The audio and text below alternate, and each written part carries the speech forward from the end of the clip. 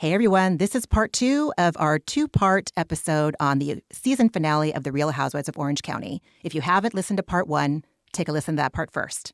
We've got all their arrivals. Emily shows. Oh, Joe De La Rosa showed up. It was good to see Joe. She always seems like such a sweetheart. I don't know anything about her, but I liked her when she was, if you've been watching since 2008, like probably the three of us have, sure. we remember Absolutely. Joe. Wasn't she with Slade? She was with Slade, and she did the housework wearing a French maid's outfit. And he was somehow he seemed 400 years older than her, even though there was only like a 10-year age gap. But he was like, "Go to bed, kid," and she's like, "He's like so gross." It was gross. Out of all the guys, he's in the top 5 worst guys in the history of the husbands, in my opinion. Yeah, agreed. He was one of the first to really be visible, so I'll always appreciate him for that. But yeah, he did not make a good showing. And I'm sure that was a feature, not a bug, Margaret, because he loves him some spotlight. He would do anything to become a regular on The Real Housewives of Orange County. Sure. I probably include leaving like Gretchen, who that's a whole other podcast. Wow. Yeah, Don't get me started. Don't get me started. His stand-up. Oh God, that's right. He's just so grody. Heather and Terry show up. Heather looks at Katie in her outfit and says that Katie didn't get the memo because she thinks that Katie looked too cute. And then she says to everybody, apparently Emily and I are the only ones willing to commit. And I was like, oh, okay, Heather, you're so fucking special. And your dress wasn't even tacky. It was taffeta. It looked like a cupcake-ish. I still didn't think that it was tacky. I don't think she followed the assignment. This is why I absolutely could never be friends with these women, because people that need to look beautiful all the time and can't look silly or crazy or uncomfortable are not my type of people. Not one person executed that assignment properly. Agreed. I was horrified and humiliated, and to me they looked, I'm so mad about it. I don't know if it's because Margie, we come from a sketch comedy background. Yeah, man, I'm with you. My whole goal in life is to look as hideous as possible, and if you were, I get, it's too much pressure to look pretty for me. So if you were like, be a tacky bridesmaid, thank you for that, because I'm going to go to Goodwill and get the craziest dress. My makeup is going to be more, Ramona, you would be so 90s, like it would be like a 90s, like full on beat, and they have sticks up their asses and they have no sense of humor. Period. Do you remember that store in the mall called like Cachet or something? Yeah, of course. It just looked like a rack of dresses from Cachet. Yeah, I was like, these are all fine. They're I all don't from care. Nordstrom. Yeah, exactly. I'm like, nothing. nothing here is making me scream laugh at all. I guess there were a couple sleeves, but nobody looked, like you said, nobody looked crazy. They all still had nice hair and makeup and like cute shoes. I would have worn like flunky ass. Alexis. Oh my God. Alexis, that was She looked like a legit bridesmaid, like today. She looks like Alexis, who already kind of looks a little tacky all the time. You know what I mean? I was like, she just looks normal. Yeah. She just looked normal. Absolutely. Yeah. I agree. Infuriating. I agree. As someone that likes blue eyeshadow in a non-ironic way, like I thought Katie looked stunning. Oh yeah. I thought I loved Katie's dress. I liked the big puffy sleeve. Yeah, I don't think she looked hideous or tacky at all. And if there was no theme and she had shown up wearing that, I wouldn't have thought for sure. Emily looked tacky. Emily got the assignment, I thought. Like the hair with like the dried baby's breath bullshit in it. Like that. Was good. But she still looked good. Like, me, I mean, her body was banging. Like her. I've worn bad bridesmaids dresses and they don't fit. They fit no one's body. In an effort to fit everyone's body, they fit no one's body. Like nobody did the thing where it's like, when you're actually uncomfortable standing at the altar and having pictures taken in a weird It's so easy to get a dress like that. Like we could literally, all of us just go to our local Goodwill and get something. And then buy some dyeable shoes for $19. Right. Oh my God, dyeable shoes would have been perfect. Yeah. That was the thing. Oh shit. Okay. Oh yeah. Oh my God. It was a real dyeable letdown. shoes. I was like, everyone looks nice, and that's annoying. Even Jen, I was like, okay, Barbie, like that's fine. No, she reminded me of Sheena a little bit from Sheena's wedding. The crop top and the two-piece. Sure. And you're right, Margie, about Heather. Like Heather probably didn't even see her dress until the time it was like she had to get it on an hour earlier. Like, because she has her stylist go pick out whatever, which again is so boring to me. Like, then you're not doing any work at all and Yeah. you have no personality. I'm sorry. This makes me so mad. Me too. And again, if you have that much money, you have nothing but time. You can Right. afford to take time to go and have a blast shopping. Like that's the scene I would have loved to How see, fun. as opposed to the axe throwing scene. All these girls like tearing through a Goodwill like Yes. rack. That would have been so much fun. like, but they're So not much fun. So. Go get a good wig, even. Yes. Like, let's get a Exactly. crazy Or a wig. Yeah. fall, just a piece. Oh my God, you a know? fall. Yes. Totally. Yeah. They're not our people. They're No, not our they're not people. our They people. don't get it. They don't get it. Oh, okay. Heather tells Emily, and then she also tells us in her confessional that she and Terry were snubbed by Katie and Matt when they walked in. And then Matt says the same thing of the DeBros. So it's just Also, why are you so stupid. bothered, Heather? If Yeah, you really like- don't care about Katie, why are you clocking her every move? right. It's what you guys were saying. If someone doesn't kiss the ring, she's obsessed. Obsessed. And she has She's to figure out how obsessed. to tear them down. And she cannot tear Katie down because Katie is just like She doesn't give a fuck. Unteardownable. Right. unteardownable. And Heather is just existing in a telenovela, and Katie is on like The Office. She's just Oh like, my what the God, fuck is this? You know, yes, like that is so because Heather is like, true. oh, you're so evil and so mean, and all, she okay. literally does like a take to camera, like, the fuck is this shit? So tacky. She's so lame. Heather is lame. And like, yeah, so we see like a flashback of Emily and Heather at dinner together, and Heather was talking about Katie again. Like she's Crazy. she's It's crazy. Yeah. Oh my God. Sorry, Oh I my don't God. think it's crazy on your podcast about therapy. And I mean, I'm No, but it's not just being I- very. I like, understand what you're saying, though. passionate. We understand Sorry. what you're saying. You're okay. yeah. slang.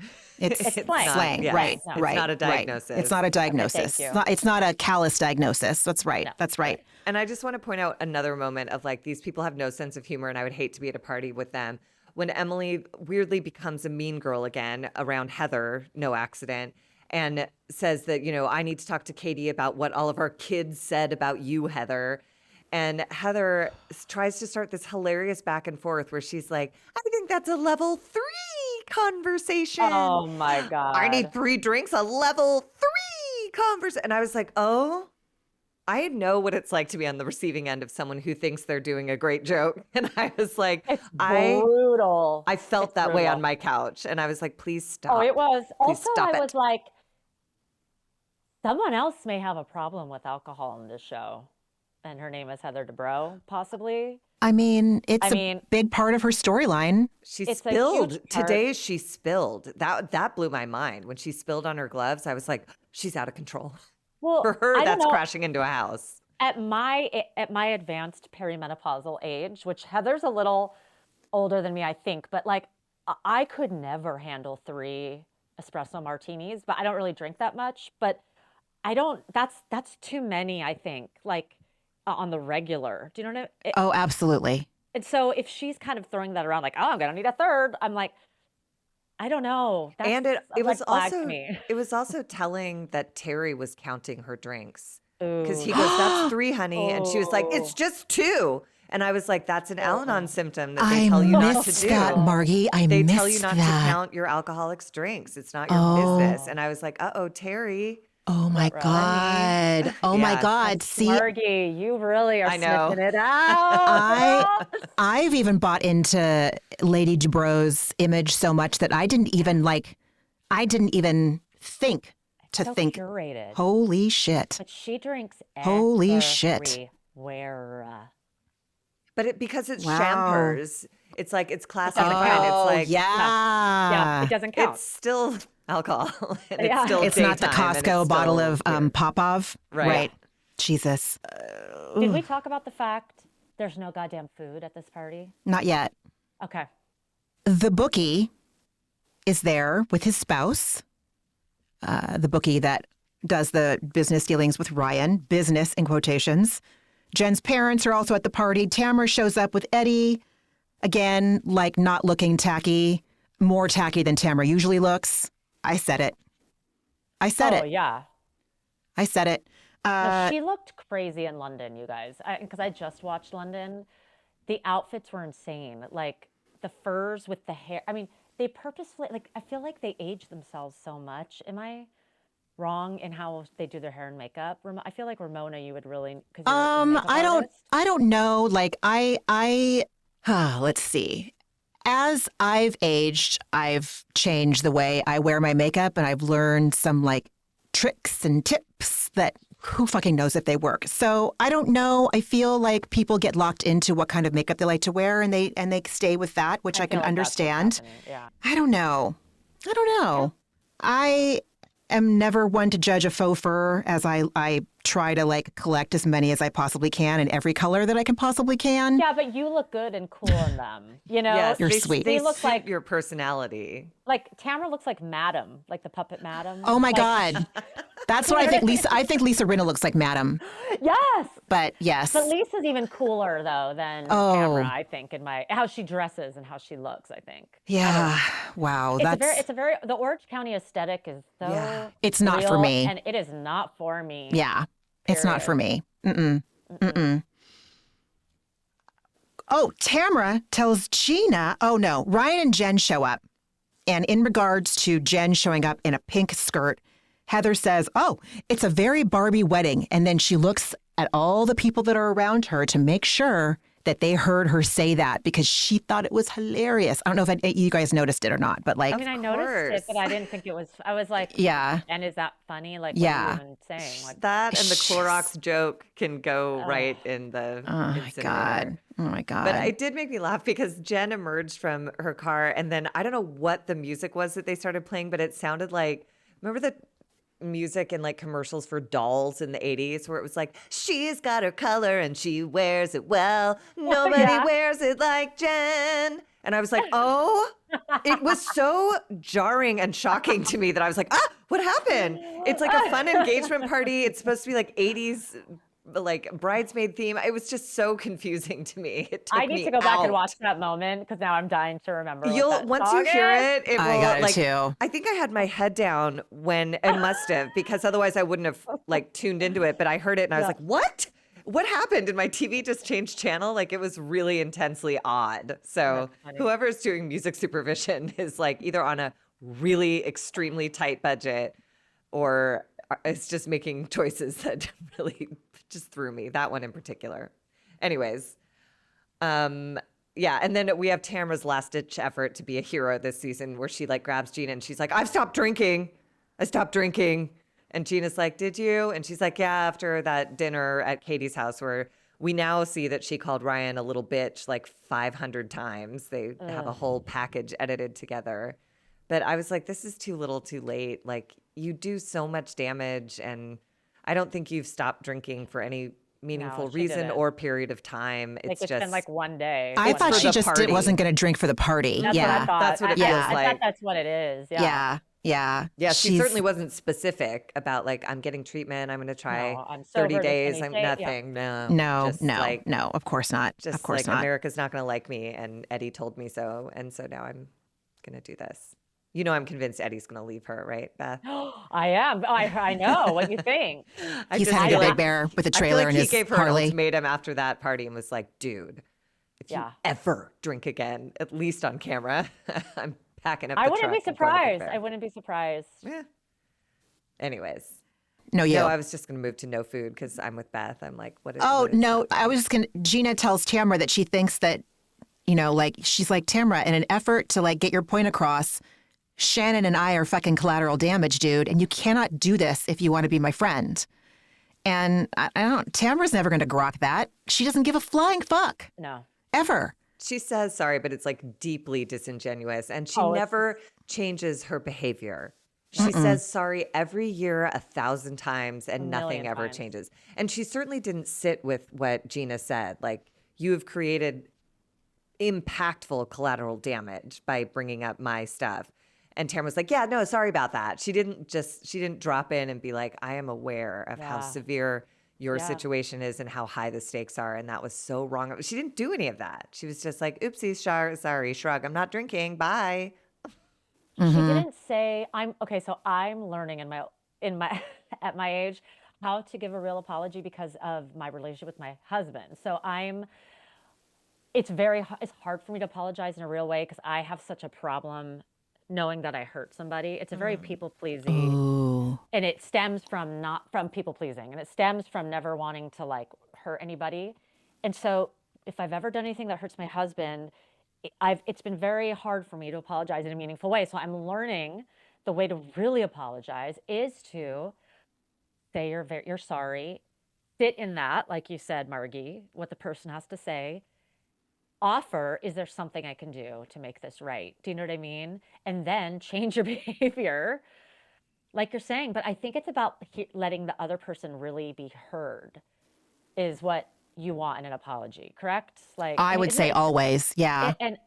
It's like I am learning how to do it, which again, thank you to therapy, because I would just have dug my heels in and never changed, and my husband would have divorced me at some point, you know? And it's coming from a good place. It makes sense. Like, I don't want to have hurt you, so I don't want to acknowledge that you're hurt at my hand. And that, like you said, that's just like a habit that got ingrained, and it's very hard to like rewire that place. But yeah, I'm with you. Ramona and I, we were just talking about this the other day about like, you know, some external relationships needing some attention. And just being like, I just want you to hear me, whether you believe me or not, or agree with me or not. I really just need you to listen. Don't get defensive. Don't tell me why I'm wrong. Don't tell me why I'm stupid for feeling this way. Please just hear me.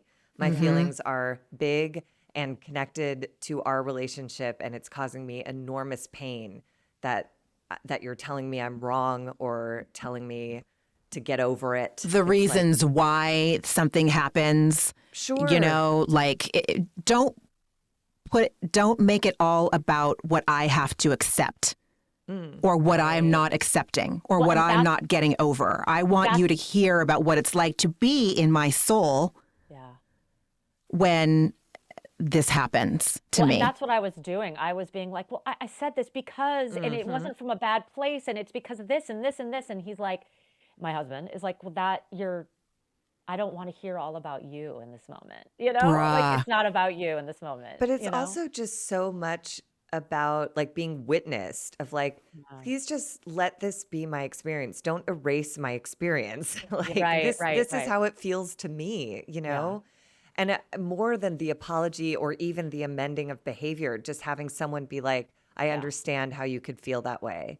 I understand how these circumstances and these actions led your heart to break like that. 100%. That's all I need. And then I'm like, great, onward. And when I do that, like it's huge. It immediately lands on my husband, and he's like, thank you. And I'm like, oh, is that what I had to do? But that's how I felt the whole time, but I just can't express it. I'm too busy defending myself. Anyways. This is what I always say. Like, fine, tech improves all the fucking time. These stupid goddamn phones improve all the time. We've got AI now, yada, yada. When someone can invent an augmented reality or a virtual reality that helps someone else go through my feelings when I'm having conflict with someone so that they can like feel it just for like 10 seconds, then I'll be fucking impressed by tech. Until then, go back. And vice versa. I would love that mechanism. I would love to strap on the Heather Dubrow version of that to be like, what does she feel? Yeah, totally. What does it feel like to move through the world? Like, is it just like tight to anxiety, or is it like just calm, like you will do what I say? Like, what is that feeling? Honestly, I feel, because I relate to that tight anxiety, I think she maybe drinks because of that. Ooh. Like I think I ate because I wanted to take that the anxiety away. I think I was like controlling my food because I thought, well, that's how I'm going to be in control of this anxiety. I think I used to drink because I was too anxious at parties. You name it, you know? Oh my God. Planning an outfit before I went to an event that I thought was really important. Like the outfit was going to make or break the time I was going to have at whatever gathering. And no matter how many times in my past I had gone through that emotion and gotten to the event and been like, oh, this was all in my head. I had no reason to be so scared. It's like the next time an event would come up that felt high stakes to me, I would get that same panic again. So that's how I would control shit. Like my outfit has to be perfect. Right. In all fairness, your outfits are amazing. Oh, well, you're very sweet. I'm like, My mission God. accomplished. It worked. Okay. You guys. You always look incredible. Thank you. Oh, well, I appreciate that. Thank you. Thank you. Margie, talk about the food. That's it. There was no Yes. food. That's all there is to Crazy. say. It's like they had signature cocktails and like not a bite in sight. What is wrong with Agape? Like, just put out some mini quiches. Like, give a girl something to soak up her espresso martini with. That's Go to all. Trader Joe's. Come get some on. Honestly. crackers and cheese. Yes. Like, you cannot, I mean, anyone knows you cannot serve a single cocktail if you don't have at least a piece of bread there. Yes. It's Or your not hard anymore. You can No. go to any high-end supermarket and just Anything. like Get a cheese board. Order a platter, anything. right? Yeah, because I was honestly like scouring the venue and it was just those like stand-up cocktail tables and I was like, there's literally nowhere to even get food. You Okay, can't. what was Shannon eating at the bar at the very end? I It think looked she was like an eating like a ice cream cocktail cone. onion. Okay. Oh, maybe no, maybe I don't know what that was. It was Oh. maybe it was. I was like, was she eating olives? Because she was standing there trying to eat something, which I would be doing the same exact thing. Stuffed But I didn't know mushroom? I'm not sure. I don't know. maybe I'll have charcuterie to cup? look again. I'll have to look again. No, she was at the bar where the Right, where the right. olives were. So maybe she was. Oh, yeah. Maybe she was eating some some garnish. I mean, don't know. honestly, like I've eaten a garnish in my day. I at have a party too. like that, what are your options? It's like either I eat like a lemon twist or I starve. So Right, exactly, give me exactly. a Exactly. cone of lemon twists. Yeah. So yeah, Shannon says, leave it to Alexis to throw a tacky party with no food. And my next note was, I think we're seeing Shannon's true personality. This is where like the veil has dropped. And it is probably because you're right. It's probably because she's wasted. Yeah, this And- is her alcoholic Yeah. personality. And which is so- different than her sober one. Right. And so all season we've seen kind of like Shannon, I'm working on myself. And we see that. It's evident that she is more than Tamara, at least, more than Heather, at least, more than Emily. And so I've had so much sympathy for her and empathy for her this whole season. Obviously, when it's someone like Tamara that's abusing her, you know, like it's easy for me to have more sympathy for Shannon given who she's being railed on by. But I mean, listen, I'm not saying that the party wasn't tacky. I'm not saying that there shouldn't have been more food. I'm just saying that like Shannon has gone from the sympathetic character, quasi-sympathetic character to you're a fucking monster. Like in this episode, I feel like we probably saw who Shannon is. I think I swear we just saw her drunk. I think she pre-gamed. I think that's why she was shoveling whatever she could into her mouth at the bar. Because to me, this is, in my experience, like the alcoholic trajectory. She gets in the car doing a hilarious bit, ready for a great night. I'm going to lay down and have... Exactly. Then she gets there and she says, what is it that she said? She said, she passively aggressively says that, well, I haven't really seen anyone since I left London ahead of everyone else. That's right. And I was like, oh no. And that's where I was like, she's drunk. And Okay, then, okay. the progression to weirdly yelling at Matt, telling Katie that he said something inappropriate, taking the photo with the girls, then screaming about, when I storm out, I mean it and I leave. And then coming right back. Like it was Right just back. like, this is to me, and I am not qualified to diagnose Shannon, but this roller coaster ride is very familiar to me. I've dated it 100 times. It's in my family in a million different ways. Like I've seen this where they start the night a little bit buzzed, ready for a good time. Then they're a huge victim. Then they make a big scene. And then it's just, and it becomes, the whole party becomes about them because they're crazy. Yeah, Well, I think you're right. She pre-gamed because I think she knew John Jansen was going to be there because they all knew it's like the finale party, right? Mm-hmm. And so for sure she had a drink before because she doesn't want to have 2 drinks on camera. No, and I'm sure she did want to like loosen up because, and John Jansen, that thirsty fuck, like really you he's show up to so- pick up Alexis to Full be on liar, camera for right? that. Exactly. You couldn't so wait for lame. her, the quiet woman, you dope. I know. God. Trash. He is. He And is. his whole thing when in the confessional being like, Shannon, speaks out of both sides of her mouth saying she's never loved anyone more than me. But then gets drunk and bashes me. I'm like, have you ever been through a breakup before? That's what every breakup is. That's what it is. You were in love with Period. someone and then you have to take a couple months. Let's remember, it's only been a couple months since they broke up. And Shannon is processing the breakup, which I don't know. I don't think I've ever been through a breakup where I didn't sit down with a friend and go and you have to say out loud the things that were bad so that you remind yourself why it's not a loss or not worth going back to or whatever. So I don't know. John 7 Jansen, stages of grief. Yeah. Well, especially getting sued by your ex. Oh, right. Also and that. the new girlfriend that is the cast member on your fucking show. It is who so already sued you in the past. Crazy. Yeah. If you don't want people to talk badly about you, John Jansen, act better. Right. Thank you. Right. Don't sue her during the season. And if you don't like the attention, don't go on the show, you idiot. Please stay out of the confessionals. Go. No one do wants not you. pick up Alexis in an SUV. We don't need you. No one cares about you, period. No, but he The loves audience it. doesn't. He loves it. Loves it. Oh, God. Yeah. Seriously. They deserve each other. They do. I hope that John Jansen knows that we had this opinion of him before or without Shannon having to say anything about him. He doesn't give off good vibes. No. So he's in denial if he thinks that it's all, well, I mean, I guess that's to be human. You have to look for someone else to blame. And so he wants to blame Shannon for the perception of him. But like we all saw it. I don't know. That's all I got to say about that. Emily and Katie and I don't remember who else and Heather are at the table together. Is it Jen or is it Gina? Or who's at the table with just Emily? Emily starts talking to Katie and Heather's there because they're discussing, thank God they moved past it pretty quickly, what everyone's kids said about Heather. And I did appreciate Emily for just cutting right to, like, it's not about whose kids said what. I'm not calling your daughter a liar, but like, Tamra brought it to Heather. What was her point? Is that what the point was? I don't know.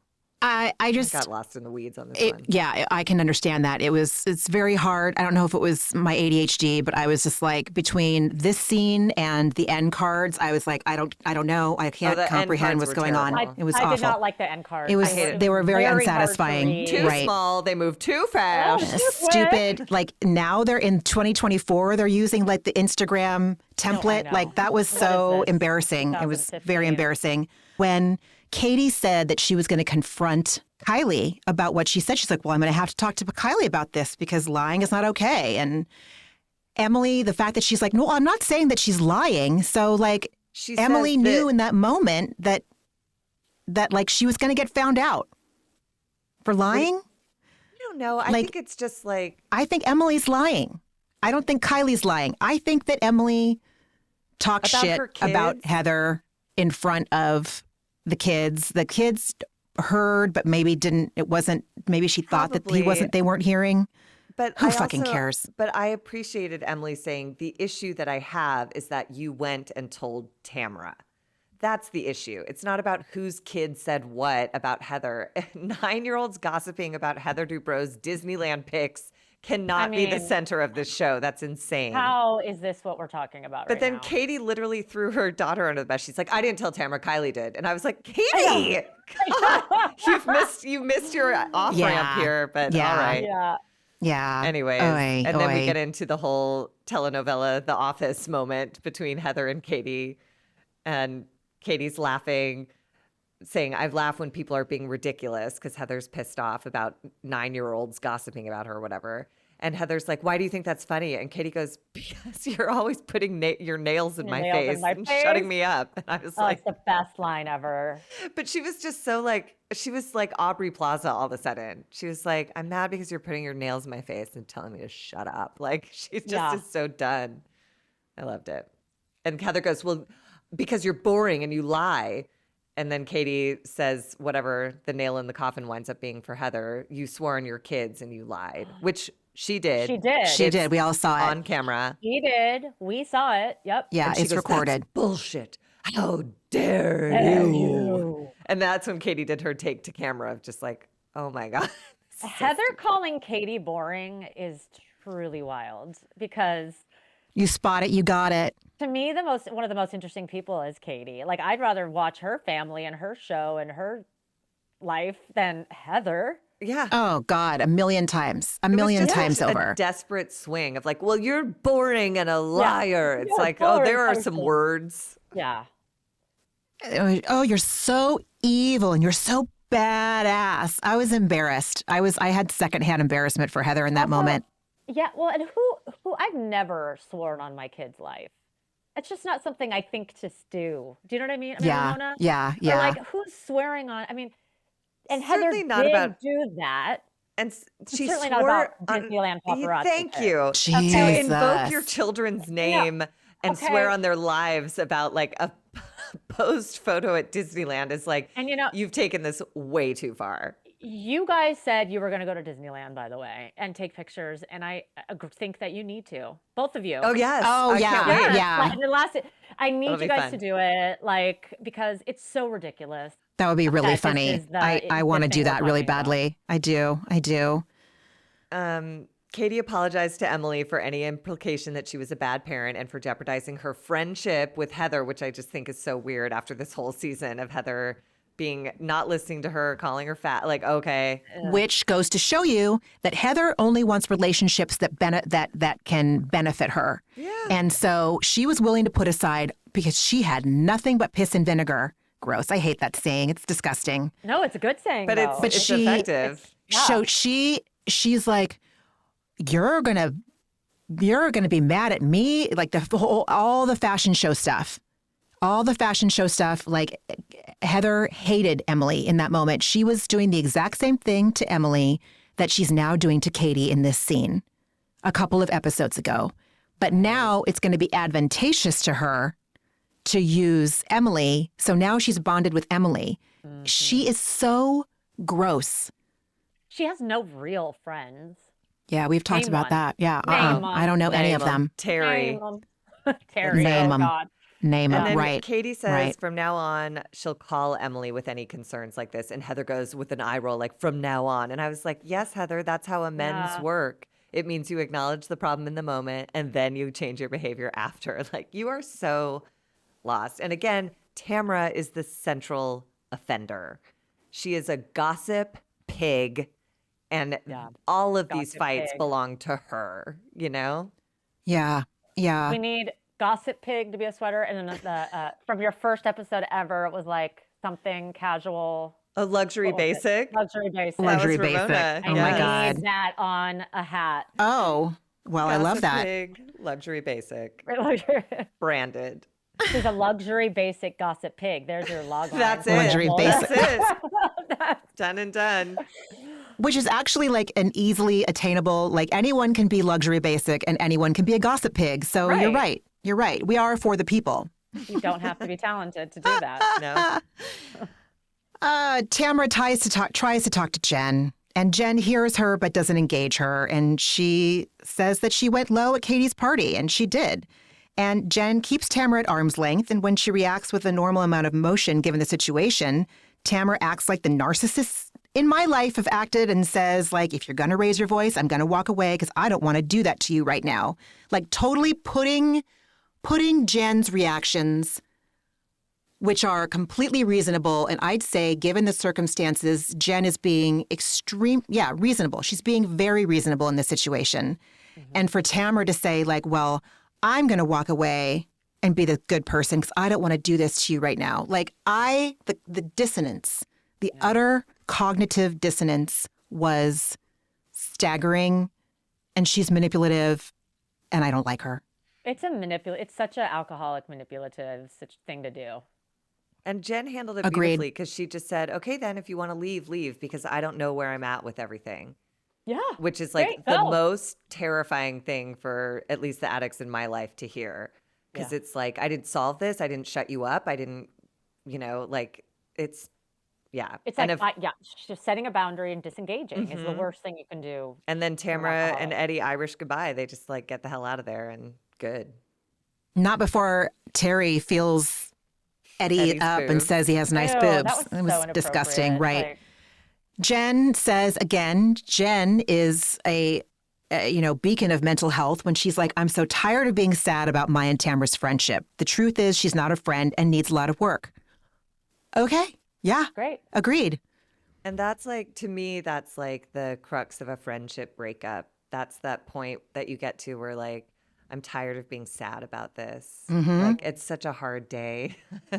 I really feel for Jen, but like, it's also really final in my experience when I finally get to that point of being like, I can't be sad and distraught and fraught and confused like this all the time. Yeah. So the only option is over, it's got to be Which, in the next scene, we see Katie and Vicky chatting, and Vicky says to Katie, I'm not going to change Tamara. She is who she is. It's true. I think everyone's kind of hitting their rock bottom with Tamara, including the audience. Vicky calls her basically like classless and egotistical and like unteachable. Which, again, I would say you spot it, you got it. Yeah. True. On behalf of Vicky, but yes, but I also can agree with Vicky in this point. Yes. Those are the strongest words I've heard Vicky say, I feel like, about Tamara. Or did I miss something in the past? Like, No, I think you're right. I think these relationships are irreparable at this point. They're done, I think, yeah. They call Shannon over for a group pick, and Shannon tells the group that she's been working really hard on herself. And I so felt this in my bones, whether or not I can relate to Shannon with anything else, when it feels like, again, when you are the identified patient in your family, because you're the one who's the most vocal about your emotions, the one that wears their heart the most on their sleeve.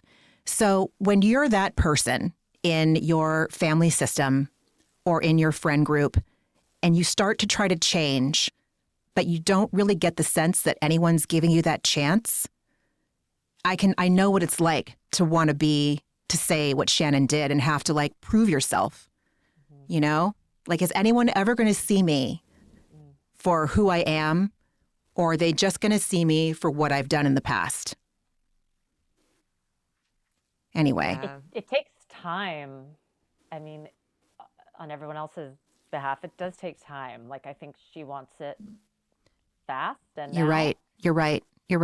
But I have been there for sure. And it's a hard place to be because it's like, well, I'm doing all this work and I really am changing, and you may be, but there's a lot of damage leading up. There is.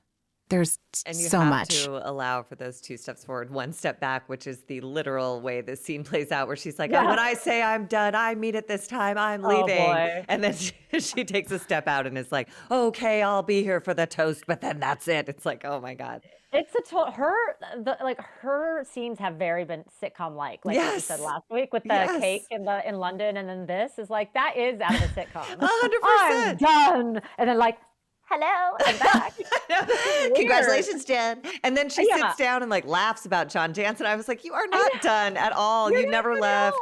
No. And we did get another, Ramona, I thought of you. We had a Tamara and Alexis Statler and Waldorf moment when Shannon's like, when I say I'm done this time, I mean it. And then the camera literally is on a 2-shot of them.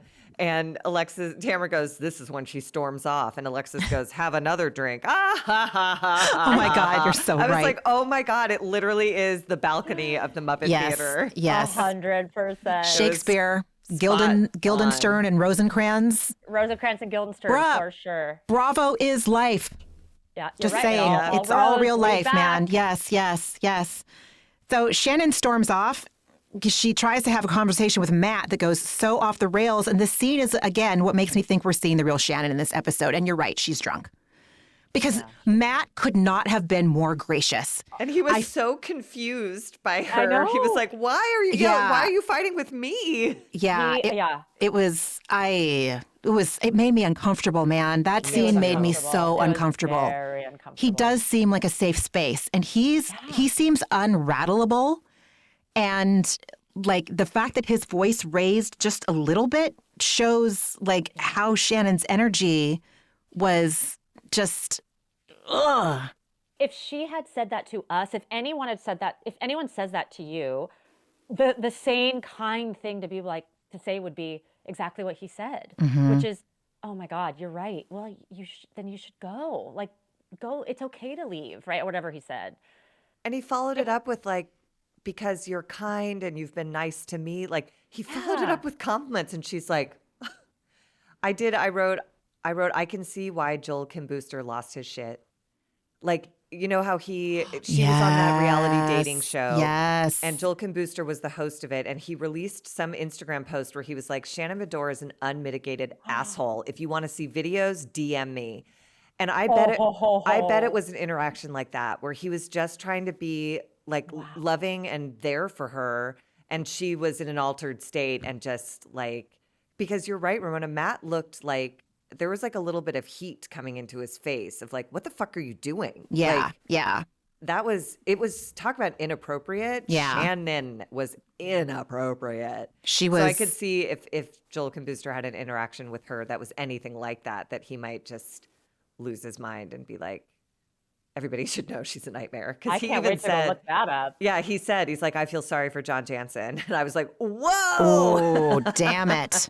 It was Harsh. dark. And then, of course, Yeah. Bravo, he's like, Bravo will probably make me take this down. And then 5 minutes later, he was like, that was quick. Sorry. And then he issued an apology. Yeah. Oh, Bravo made him boy. take it down. Right. Yep. Right. And over the weekend, I think Giselle Bryant talked to Page Six and was like, I know the incident of which Joel Kim Booster is talking about. And that's all she would say, you know, like she wasn't the fact going to. that you can identify it exactly. indicates it made an impact. Shannon. Exactly. Big. Exactly. Yeah, So yikes. Then Shannon tells Katie that Matt told her it's time to walk away. And Katie's like, what? And then Shannon she just splatters and leaves. Fine. John Jansen shows up. Emily tells Shannon that. And Shannon says, Alexis took her problem away. Yeah, she didn't take my man. She took my problem. Yeah. I was like, that sounds yeah. like a song lyric. That sounds like some sort of It like is. It must be. country song or something that I don't Yeah. know about. But anyway. Yeah. I did a good enjoy perspective. Emily and Gina scouring the wall to get a look at John Jansen. Wasn't that them? Yes, And- Emily literally had Gina's like legs straddled over her forearm, like trying to lift her. It was very It was ill-advised. like an ice skating lift on her like crotch. It was. It was very strange It to was look so at John good. Jansen. And I then know. they promptly fell in a bush. And I was like, all right. in guys. slow motion. Yeah. it's Yeah. fun. Yeah. Oh, God. The end cards. That's why Emily is like a fun drunk. I hate to say that term, a fun drunk, but like But she's fun. doesn't, her personality doesn't change. Like the difference Yeah. between Gina just going from drunk to That's drunker and joyful the whole time. And Shannon going from like, haha, no wrinkles to like, I'm a victim to, you know, that whole trajectory. it's- It's like, right. it's unpredictable and terrorizing for anyone who's close to them. Yeah. Yeah. I didn't write the wrap up down. I wrote too small, can't read. And I meant to go back, but I didn't. Yeah, I actually tried to watch the end again this morning just to refresh my memory because, again, when I was taking my notes, I just couldn't pay attention to the end cards because they were so full of nothing. yeah. So, but yeah, just Jen at the end wraps up and says she's happy. She says she has happiness that she's never had before. Dun dun. We get the title card that says 3 weeks later. This is where they have the headlines have broken about Ryan being accused of laundering money. All roads lead to Bravo. Even the roads from Dodger Stadium lead to Bravo. So, And this spooked me because they sped through this so fast. It was really weird. But they showed it was Jen. too fast. Yeah, they showed Jen, and I hope they address this in depth. Well, they probably can't because of the whatever. Anyways, they just showed Jen and Ryan sitting on the couch, and she's looking at him saying, "This is a lot to me, and I thought it was a lot to you too." And Ryan says, "Life throws things at you that you cannot control. That's why they call it life." Life. And I was like, "What?" yeah. That doesn't make any No. sense. And then Ryan concludes by saying everything is the Lord's plan and everything is working for us. And in then our favor or something. and then they cut to the dog doing it's Jim Halpern take to camera of just like the That's right, it long did. stare on the dog, just like, oh no. Like, No, the editing is so good. The editing is great. genius. it was really great. It made me laugh. Then we have Emily, Tamara, Heather, and Alexis at lunch. Tamara's congratulating herself on being right about this. Again, I do Oh not my want her God. karma. And also, your background checks made you right about it. Also, we all saw it too. We saw Brooks. We see Ryan. Like, you're not special. These are flagrant crooks, you know? So, like, Yeah. you can congratulate yourself all you want. Yeah. The FBI hat, it's like there's a line where you're purposely being just a literal villain dickhead, mean, horrible person. She is taunting fate. Yeah. Something is coming for her that in my stomach, it feels so Is ill there? about it. I hate contrived housewives so much. Yeah. I hate contrived housewives. I can't stand them. Like a Clorox wipe and an FBI hat. Right. That's your That's duo a right Halloween there. costume. Exactly. Exactly. And that no one will get. No one will get. But I'll think it's Except for, hilarious like, because no one will get it. 5 gay men in West Hollywood. Right. My friends will get it. I don't even think Alexis and Tamara would get it. They'd be like, what? That No. doesn't make any sense. It's like, exactly. Yeah. Then we go to Yeah, the it's- heartbreaking scene. Oh, sorry. Go ahead. No, Tamara claims she looks at our faces, she looks at Jen's face, she looks at her other castmates' friends, or her other castmates' faces, and like she tells all of us that she wants to be Jen's friend. Bullshit. She's more concerned in this moment about being right than being concerned that her friend might marry someone who's super toxic. And relishing in her pain. Exactly. The Exactly. FBI hat is the relishing in the pain. And obviously she doesn't care about a friendship. Yeah. She's just glad that she's right. And that's repulsive and repugnant. So, and what a different scene then to pivot to Katie's house with Gina and Jen, where they're like genuinely trying to like do some tough love with her with as much compassion. Yeah. I thought it was right at it. She's like, you're in an unhealthy relationship. And Jen, I literally wrote uh-oh in all caps because her response was, what part of him is not good for me? And I was like, yeah. the part that knew all of this was going on and the fact that you think he tells you everything, but this whole second life is existing. And what else is he omitting? What do you mean what's not good for you? But then what part? she broke my heart saying that she was in this long-term marriage where she couldn't get her husband's attention. She couldn't have a conversation. And now she's with someone who makes her feel seen and heard and they have good sex but it's coming with its own set of consequences. And then we wind up in that moment where she says, I fucked it all up. And then my heart absolutely broke. And I wanted so badly to tell her, like, it doesn't have to be Ryan or your ex-husband. No. Like, there is a place in the middle where There's you can have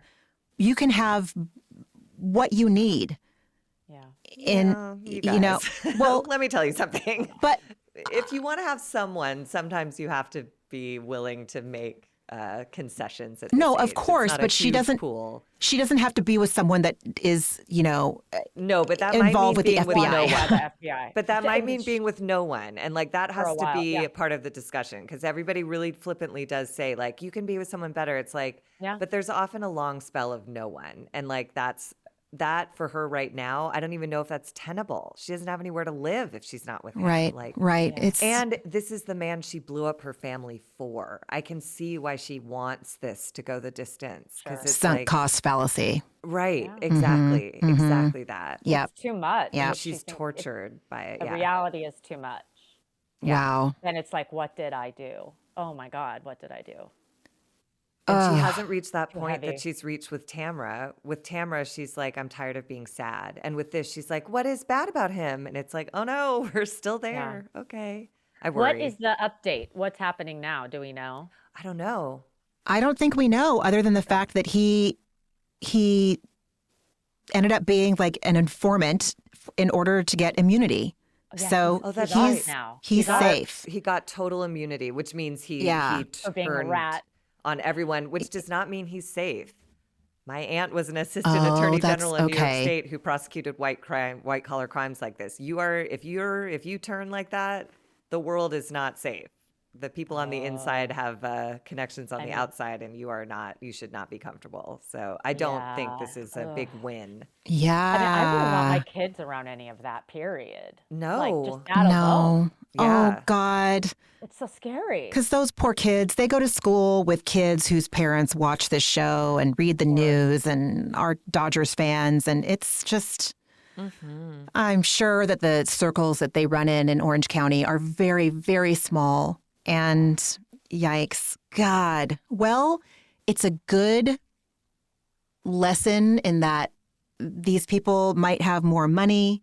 They might have more extensive closets, et cetera, et cetera. I don't want to be them. I don't want to be one of these people on this cast. Mm-mm. Me neither. I want to be friends with Katie. Yeah. But that's really it, you know? Anyway, anything else to say about this season before we put this episode to bed?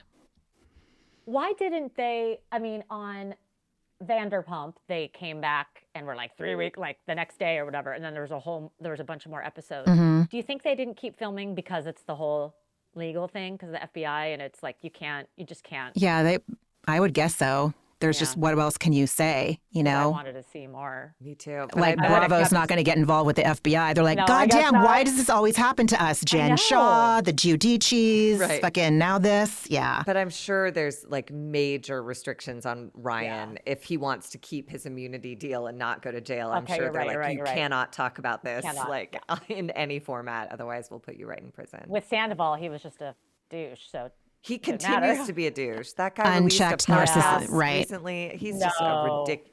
Yeah. He'd been silent for quite some time, and then he went on the air with his current girlfriend, who's like 15 years younger than him, which is fine. But it's just like this is not this is not the flex you think it is, sir. You are not a resolved human being. And he just it's as if a year hadn't passed. He was talking shit about Rachel again, and I was like, oh my God, dude. And mind you, he's our age. He's like 42 or something. Come on. That is Trump level narcissism. Yeah. Like, these people exist. And it gets worse as you get older. I think. I mean, everything progresses if you don't corral it. And I don't think he or Tamara or Vicky, Shannon, TBD, like I don't think any of them have that. They can't access that part of their humanity that makes them want to live a different way yet, you know? Yeah. So, I'm excited for the reunions. Me too. I am. We'll see Tamara's new face. Yes. Beth, why don't you're our guest. What else did you watch this week? Oh my God. Well, I watched The Penguin, which amazing. has nothing to do with the Housewives. Oh, and then I watched Anatomy of a Liar, which is that Grey's Anatomy. Did you guys talk about her? Yes. You must have. Okay. This is unbelievable. It's so good. I mean, I can't wait for that movie to come out, you know? Truly. Like, it's going to be so good.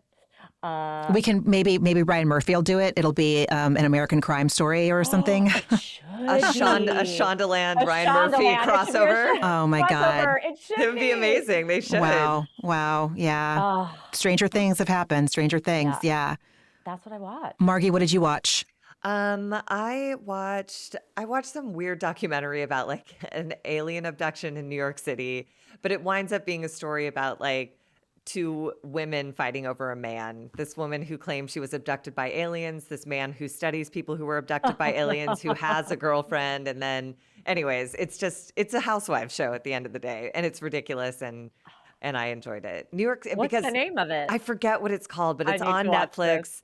Okay. And it takes place like in New York City in the 80s. And it was such a different city then, you know, it was so like, there's something almost quaint about it after what it's been developed into now. So anyways, it's ridiculous. I don't know if I even recommend it. I just found it. It's like 1 or 2 episodes that I watched and it was great. What about you, Ramona? What did you watch? Let's see. I watched some more episodes of season 7 of Summer House, which Carl and Lindsay are now in a relationship. Babe. Yep.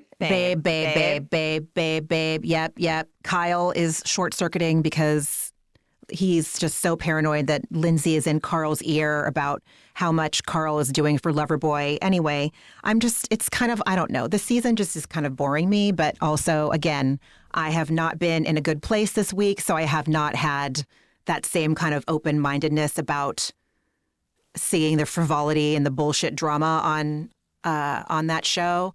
Oh, God. Oh, Salt Lake in New York, which, again, Salt Lake is just, it's so campy. And then, you know, New York, again, like the storyline to me is taking a backseat to just Jenna Lyon's outfits.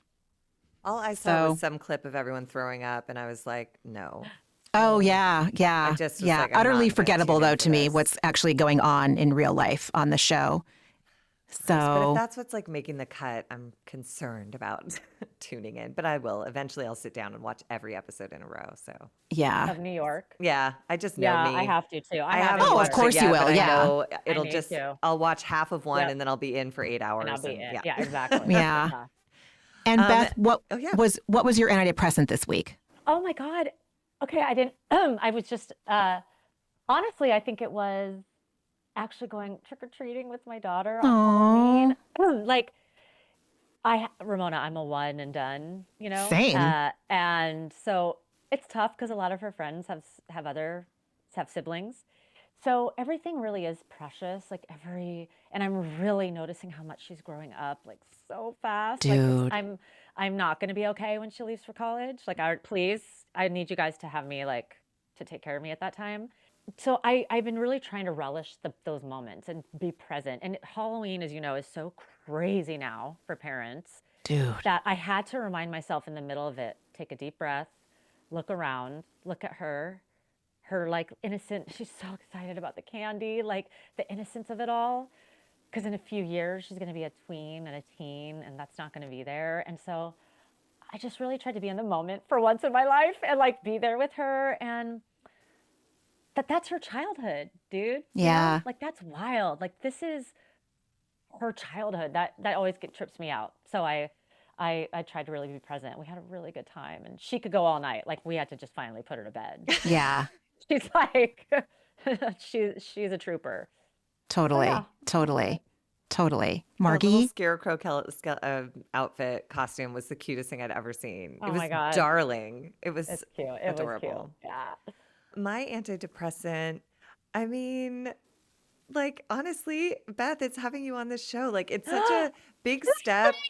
But I'm serious. It's a huge step that you would be willing to be a guest on the show, that you would be willing to put in all the effort with the tech to get this thing off the ground, 15 different mic checks and like the whole thing. And also, I adore this trio of human beings because of how we all came together. We all connected 20 years ago in 12-step rooms. We've all remained in, various rooms and practices. And I think our friendships they've stood the test of time, and we've watched each other grow up. And it's just really, and the housewives have been a topic of conversation all along the way. All along. Totally. At every phase of non-recovery and recovery, like that, they have been a working part of our world. And I don't know, I'm just so happy to see you in this format. I adore you. I love you so much. I can't believe we've known each other for 29 years. We would go to the same vending machine at different hours of the night and binge and purge in our own separate spaces. And we found our way to an incredible friendship. And, we were at the gym at 6 a.m. before a 12-hour day of dancing rehearsal. Yeah, we would go to the gym, then take I believe it, y'all. I believe it. West Virginia. Yeah. And would run into each other on the way to the vending machine at like 3 a.m. Wow. And then we'd go to I did not know. And the tanning salon. I would go to the tanning salon. Margie, you took me to the tanning salon? But I did not belong there. So sick. We were so sick. God. And this, again, was in West Virginia, where like nobody cares what you look like. We were doing for $300 a week. $300 a week. That was insane. And I thought I had made it. I thought I was rich. I was like, and a $25 a day food per diem. I'm rich. Oh, but to see how far honestly, we've all come, like, it's huge. I forget that I have 20-something years of recovery. And totally. I know you guys do too. You guys have more than I do. And I'm so proud of you guys. And I am not blowing smoke up your asses when I say this. I love this podcast so much, and I believe in it and its future. And I can't wait to see hopefully rotating guests come in. And I just think you guys are doing an amazing job, and I can't wait to see where it goes. Oh, Beth, thank you so much. It's a whole joy to have you here. I love you so much. Totally. Love you guys too. I'm so energized just being around both of you this morning. So what a gift. Oh my God. And Ramona, what is your antidepressant? Yeah, I definitely have to say, like, I've been, it's been a low week, and it felt like that even before I had this fucking procedure on my face that makes me look like a pan dulce with those, Oh those. my God. Not a pan dulce. Mitch McConnell and the pan dulce. The concha pan dulce is the ones that that's a have Halloween like the little squares of sugar on the top. That's what I feel like my cheek looks like and my neck looks like right now. It doesn't matter. It's not about me right this. I definitely, like, again, anytime you're with anytime there's a gathering of 2 or more people that have a shared experience, and as long as we're willing to talk about that experience like openly and honestly, like there's nothing but, I feel like instead of just being this guarded, terrified person at the end, like we've been recording now for 2 hours and 15 minutes, but it's like, yeah. Sorry, Beth. I'll break it into 2. And I feel like there's like, I've broken through like the fear, and I've been able to access like a little bit of compassion for myself right now. So I feel good about that. And then yes, Halloween, watching my kid just like whoop it the fuck up it's really darling. So also to have recovery around Halloween, y'all, as an eating disorder person. Oh, that's true. I take it for granted now. I take it for granted. Yeah, I do. There is so much candy in our house, and I don't even give it a second. I don't give a thought of, shit, right? I don't give a shit. And I'm never going to like take my kid's candy because like he counted it all and like organized it, and I'm like, I would never just take his candy. Listen, no, that's our kid. If it sits in the cupboard for 3 months, like usually every Halloween I have to dump out his candy hit from the previous year because he just forgets about it. But that's so different. Like if there's a peanut butter cup hanging out in like 3 months and I want it, I might take it without asking. Of course. But like that's the parent tax. I wouldn't do it right now. Yeah, no.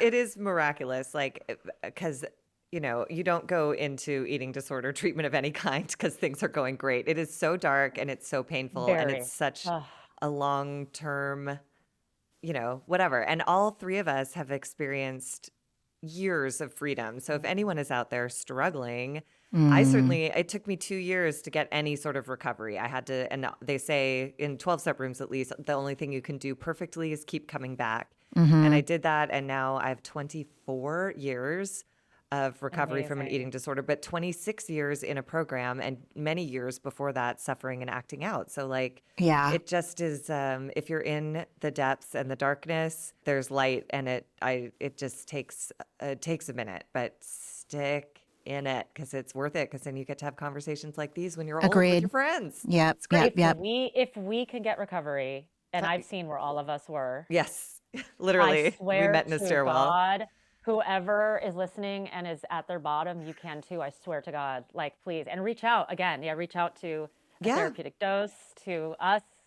Beth, why don't you tell people where they can find you on socials in case anyone ever wants to slide into your DMs for any reason? To reach out for whatever, it's at The Garbage Mom on Instagram and Just Garbage Mom on TikTok and YouTube. And it's excellent. Hilarious. It's really very funny. Yeah. Very, very funny. And you can always reach us at atherapeuticdose@gmail.com, or you can find us on our Instagram page, which is at A Therapeutic Dose. As individual content creators, we really appreciate when you rate, review, subscribe. It helps us get the podcast out there. And most importantly is if you know of someone in your life that you think would like it, please just send them the link to it. You can find us wherever you stream your podcasts. And we will definitely be back next week to talk about the first installment of the Orange County reunion, which I'm very excited about. Everybody take very good care of yourselves, and we will talk next week. Yes, we'll talk next week, everyone. Bye. Ramona and Margie are, obviously, not doctors and do not provide medical advice. Their content is intended to be used for entertainment purposes only. It is not intended to be, should not be interpreted as, or used as a substitute for medical advice or a diagnosis of any health or fitness problem, condition, or disease, nor a recommendation for a specific test, doctor, care provider, procedure, treatment plan, product, or course of action. My mom isn't a doctor.